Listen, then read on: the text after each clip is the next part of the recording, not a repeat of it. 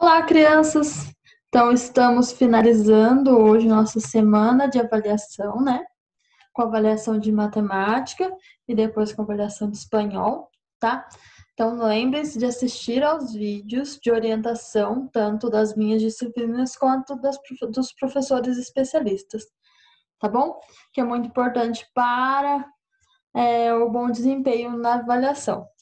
A palavra secreta vai ter na avaliação de matemática, tá? Que vocês vão colocar lá em cima do logo a palavra volume, tá? Eu vou colocar lá. Volume. Tá?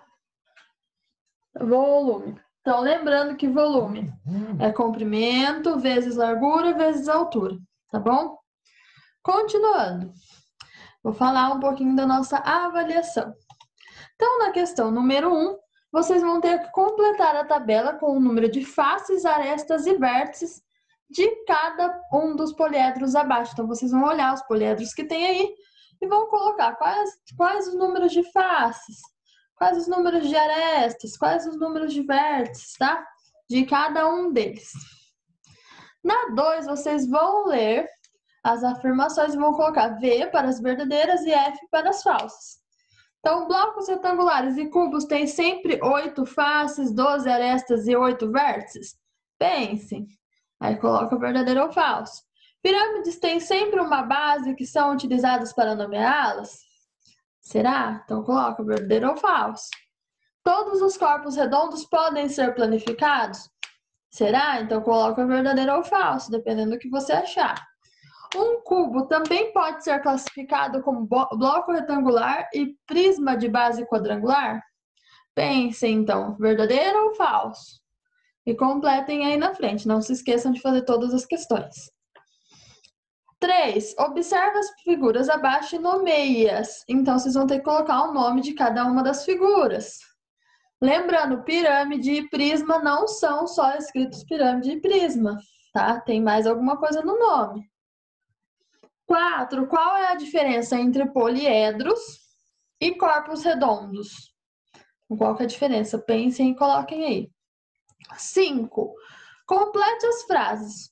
O volume de um corpo é a medida do tananã ocupado por ele. E B, a capacidade é o potencial de tananã algo, tá?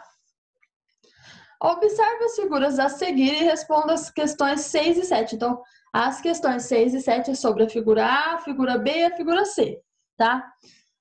Na 6, indique qual o volume em cubos unitários das figuras acima. Então, vocês vão ter que contar os cubos, tá? Então, coloca o cubo das figuras A, da figura B, quantos tem? 7, sabendo a quantidade de cubos de cada figura acima, qual é a figura com maior volume e qual é com menor? Então, vocês vão colocar aí, maior, figura tal, menor, figura tal, tá? 8. Calcule o volume dos blocos retangulares a seguir. Então, a gente tem um cubo aqui com 5 centímetros de altura. Então, vocês vão calcular o volume. E no outro poliedro, a gente tem 9 centímetros de comprimento, 2 centímetros de largura e 4 centímetros de altura. O que eu faço com essas informações? Então, realizem aí, tá? A 9 vale 2 pontos. Então, Francisca tem um aquário com 10 peixes e todo mês precisa trocar a água dele.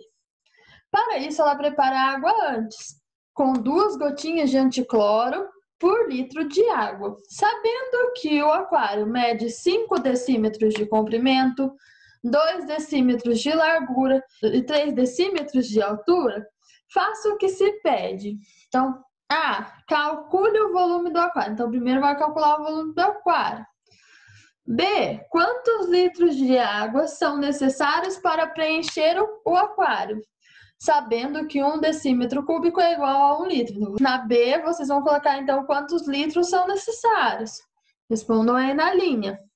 E na C, quantas gotas de anticloro Francisca deve colocar na água para preparar? Então, vocês vão colocar a resposta. Francisca, precisa colocar tantas gotas de anticloro, tá? Bem completinho. Que a gente já fez uma questão parecidíssima com essa. Eu já até corrigi, já mandei para vocês. Então, não tem desculpa para não acertar essa, hein? Então, boa prova para vocês. Façam com calma, tá? Um beijão e até mais.